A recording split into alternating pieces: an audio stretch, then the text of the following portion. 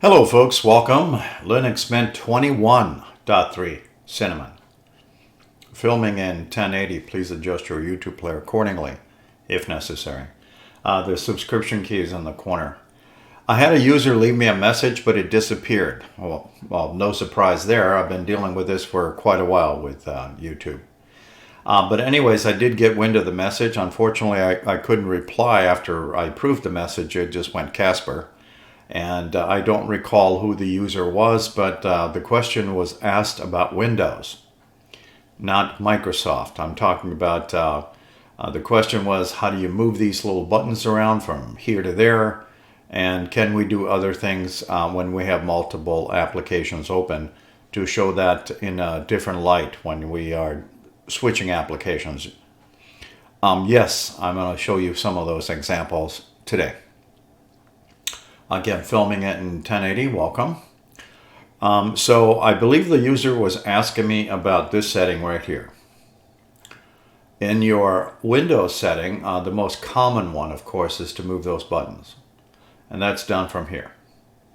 So open up your system settings. I'll just go the conventional route. Your Mint menu, and hopefully you've seen some of my other videos, you can change this icon rather easily. And go find Windows. It's normally in the Preferences section. So it's currently set to right, and that is default. Now I can also do left, and I believe that's what the user was asking. You can also do a combination of. This one here doesn't have a minimize button or a maximize. Even if you have this, do you know how to actually maximize this window? A lot of new users do not. I'm going to double click on this funny looking bar that's not here. That's how I'm doing that. That's to maximize. We can also do classic Mac, and it's a funny name because the close button is over here, but the minimize and maximize are over here. So again, you can have those done here. And as soon as you do that, all of your windows, including your file manager, will now be over here instead of here for the example. Right-clicking on my panel bar. One more reminder, this is Linux Mint 21.3. All right, System Settings, Windows. I'm moving that to default, which is right. A lot of things that people don't know how to do, and one of the things I'm just going to mention as a side note, what is draggable border width? All right, so first of all, the default is right here. Let me actually put that at default. Do we know what that is? All right, depending on your mouse pointer, some people call them mouse cursors, draggable border width is when I get that little symbol there so I can move this box. Okay? Now, I want you to notice where the trigger pattern happens. The triggering happens when I get to about right there, and then as I move out, it disappears. So it's very shallow in my book, in other words, small. As you increase this, though, it becomes very large. I'm all the way over here now, and I can pull it. And a lot of people like that feature, and some people don't. Using the bottom half of the screen, I'm almost down to here before that symbol disappears. So keep that in mind, draggable border width. Now the other question, this user's message that disappeared, was the Alt-Tab to switch applications. Now I'll need to open up a couple things. Let's see what's in my funny looking game icon category. Billiards is one, and I'll minimize that. And maybe we'll open up a Office document, or maybe just a blank one. It's close enough.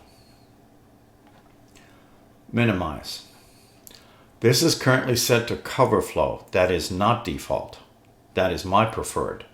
Let me show you what cover flow does. You use Alt and your Tab key to go through the open applications. Alt and Tab. That is called cover flow. That is LibreOffice. I can just let go of it and we're back to this. Minimize. Alt-Tab. The billiard game. My simple screen recorder that's running in the background. And the system settings. So that's called cover flow. What is the general default? I believe it's either icons or thumbnails only. But let's step through the list. Icons only, Alt-Tab looks like that. All right, and I'm switching. All right, so that was icons only. Now thumbnails only, Alt-Tab looks like that, depending on what you want. And then icons with window preview, Alt-Tab, looks like that. Window with preview with no icons, Alt-Tab, Tab, Tab, and Tab. These two are my favorites. Cover flow, it looks like this, Alt-Tab, kind of cycles through these in 3D effect. And this one is also a 3D effect. It's called Timeline. Alt-Tab kind of cycles them with one window behind another. And you can see, depending on your graphics card, that is doing an animation right behind it.